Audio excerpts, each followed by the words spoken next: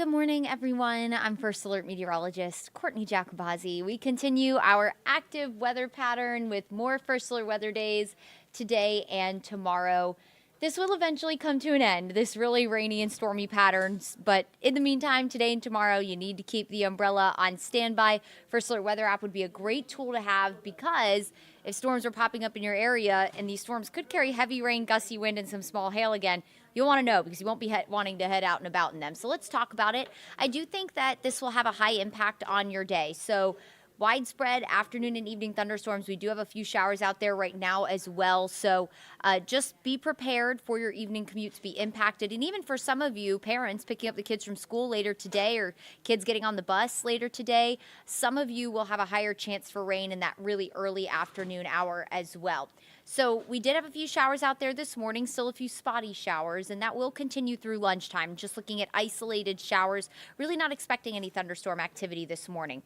Going into 1 o'clock, that stalled front that's been across the state is going to lift a little further north. And what that front's going to do is essentially serve as a focal point for showers and thunderstorms today. That's essentially a boundary that showers and storms are going to grasp onto to add a little extra lift to the atmosphere and produce the highest coverage of showers and storms around it. So 1, 2 o'clock as you're picking up the kids from school north of the city from Floyd County and Chattooga County into Cherokee County, Hall County, up into the mountains, scattered showers and thunderstorms will remain likely. So with that early afternoon thunderstorm activity, temperatures will be a little cooler north of the city today, and we'll talk about those high temperatures in just a second. Afternoon and evening commute between 4 and 6, widely scattered showers continue to bubble up with the heat of the day. Again, heavy downpours will be likely, lightning in these storms, and also the potential for some small hail. We saw pretty incredible hailstorms yesterday. We could see some pea-sized hail again today.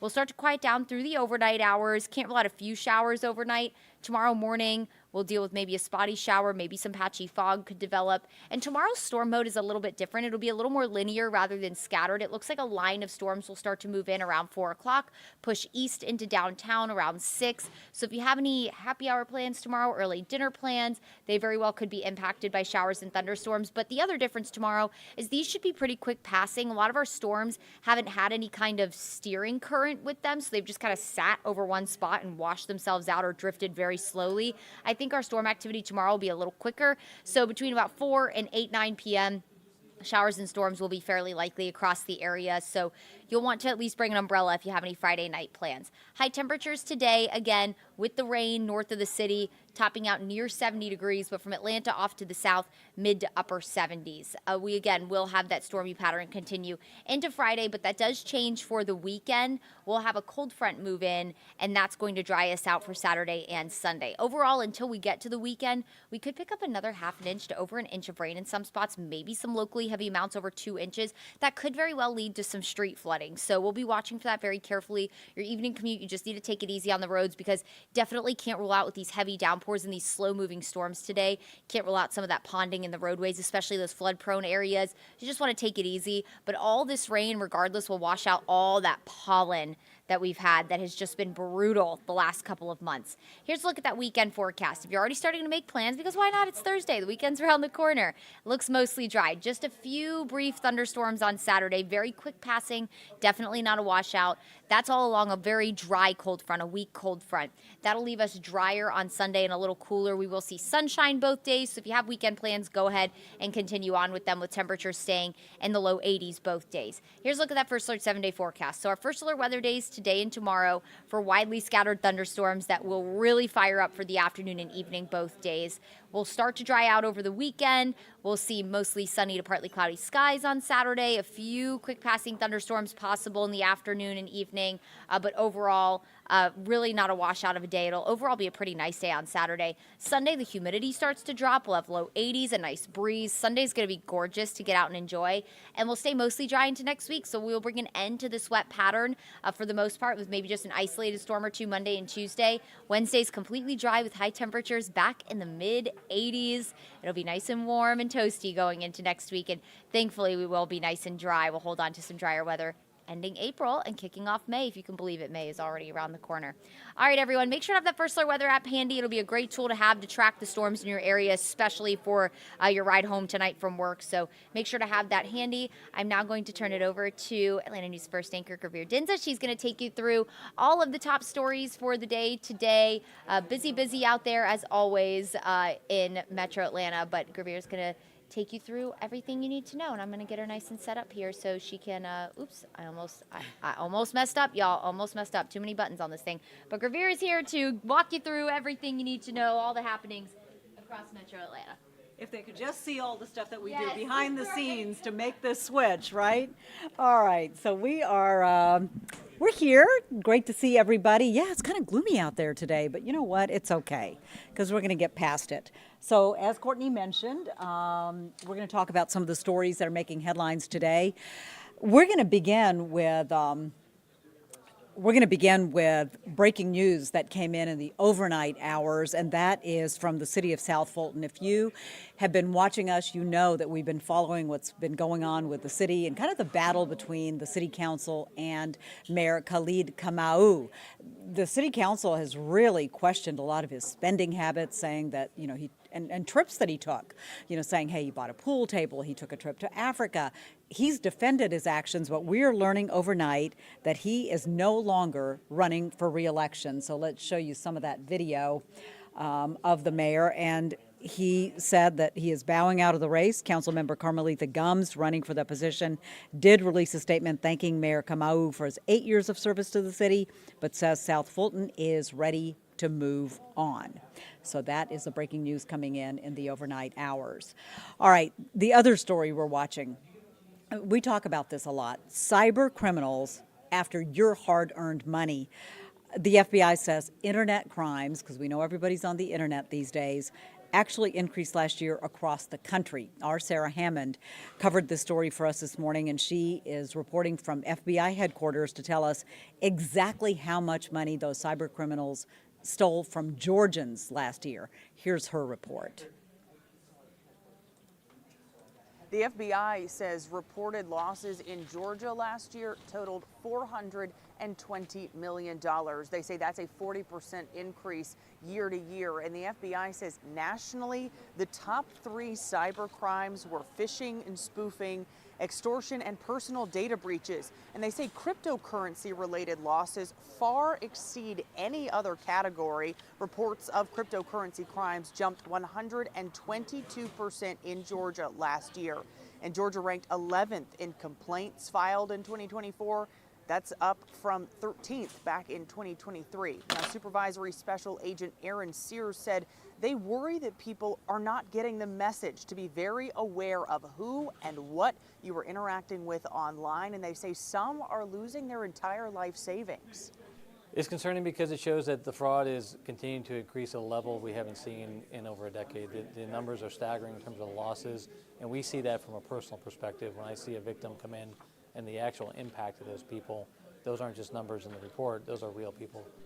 Sears says the best advice that he has is to never give money to someone you have not met in person. He says if you are unsure, don't hesitate to contact law enforcement to get some advice. From the FBI headquarters in Atlanta, I'm Sarah Hammond for Atlanta News First.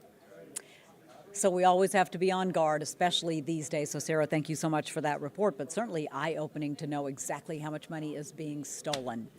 We are, of course, this week continuing to watch what's happening in Italy, and specifically in Vatican City with the death of Pope Francis. He died Monday at the age of 88 after actually appearing Easter Sunday to address a crowd of worshipers who had gathered there in St. Peter's Square.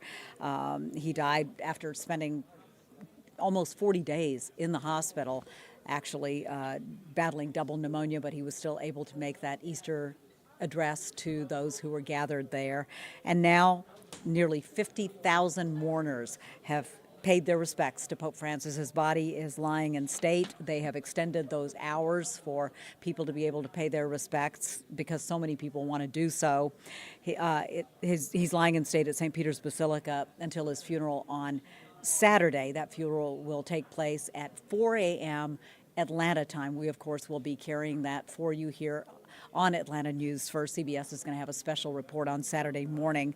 This morning, CBS News' Tina Kraus reports from the Vatican hours after she herself joined thousands of people who were there to pay their respects. The faithful lined up for a second day to pay their respects to Pope Francis as he lies in state at St. Peter's Basilica. Italy's Prime Minister Giorgia Meloni was among the tens of thousands of mourners to walk past the Pope's simple wooden coffin yesterday, with crowds, including many Americans, filing in well past midnight. Walking in there, it was so silent, but you could feel how much people really cared about him and how much love there was for this man. The outpouring of love for Pope Francis is incredible. I waited for just over 3 hours to see him, and the atmosphere inside St. Peter's Basilica is truly touching, with mourners given more than a moment but precious time to pray, to take photos, to remember the solemn occasion. Around 170 dignitaries and heads of state are expected to attend the Pope's funeral on Saturday, which Vatican officials say will mostly take place outside in St. Peter's Square. The College of Cardinals continues to meet as anticipation grows for the conclave, the historic process to select the next pontiff. Tina Kraus, CBS News, the Vatican. And again, Atlanta News First is going to bring you coverage of the Pontiff's funeral mass Saturday morning. It will take place at 4 a.m. Atlanta time, 10 a.m., of course, in Italy. And that will be a CBS News special report here on Atlanta News First.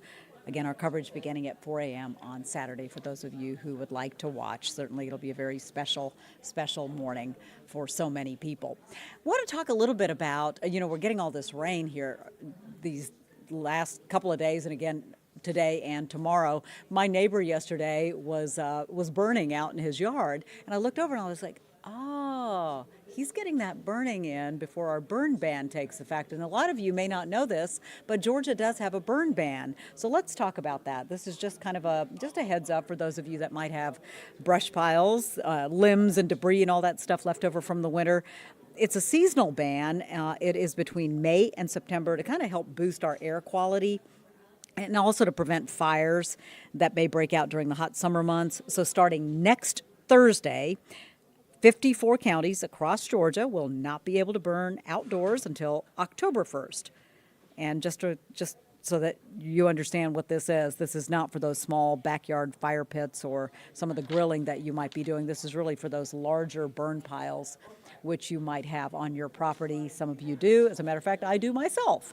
So I may be feeding a fire over the next few days before that burn ban takes effect to get all of that stuff off my property. So there you go. Those are some of the stories that are making headlines on this Thursday morning. We certainly hope you make it a great day today.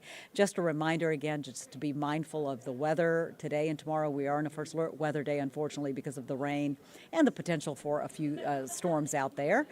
And let's give you a look at our city, our beautiful city. Our weather team is going to be keeping track of the weather for you. Download our free Atlanta News First weather app, the First Alert weather app. That'll bring you up to date on everything that's happening in your community. You can watch the radar and just to see if any of that rain is moving towards you. Make it a great day, everybody. Thanks so much for watching.